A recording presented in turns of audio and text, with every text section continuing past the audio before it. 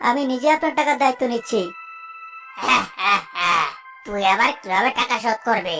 তুই তো আর কোনো কাজকর্ম করিস না, বাবার খেতে ধান কাটিস। এই করে তুই টাকা শোধ করতে পারবি? এসব তাল বাহানার কথা শুনতে চাই না। টাকাগুলো দিয়ে দে, তোরাও বাঁচ আর আমিও বাঁচি। বাবা, তুমি কোনো চিন্তা করো না।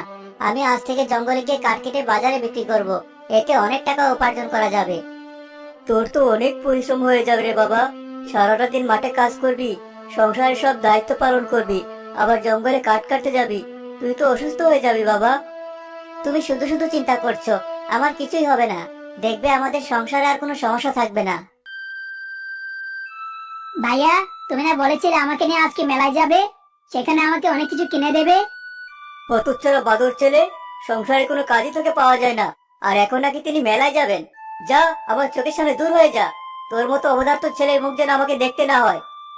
রবি ভাই আমার, আজকে আমাদের কারো মন ভালো নেই। আজকে মহাজন কাকা এসেছিল, আমাদেরকে টাকা শোধ করার জন্য অনেক চাপ দিচ্ছে। বাবার টাকা ধার নিয়েছে, বাবার টাকা শোধ করবে। তা নিয়ে তোর তো চিন্তা কিসের?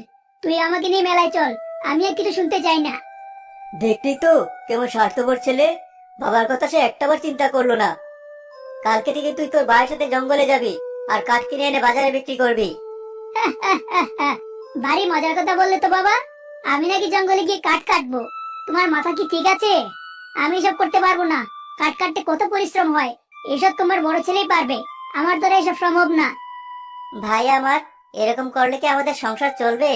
তুই যদি আমাদের সহযোগিতা না করিস, তাহলে আমাদের জীবন তো আর কঠিন হয়ে পড়বে। হয়েছে, তোমাকে আর আমার মেলায় নিয়ে যেতে হবে না। আমি একাই মেলায় যাব। কিছু টাকা দাও। টাকা কি গাছে ধরে? যখন চাইবি তোকে টাকা দেবে। যা, ভাগ এখান থেকে। একটা কানা করিও তুই পাবি না। এখানে 10 টাকা আছে, এটা দিয়ে কিছু কিনে নিস। ঠিক আছে বাবা, আমি গেলাম। তুমি আমার সাথে আজকে যে খারাপ ব্যবহার করলে সেটা মনে রাখবো।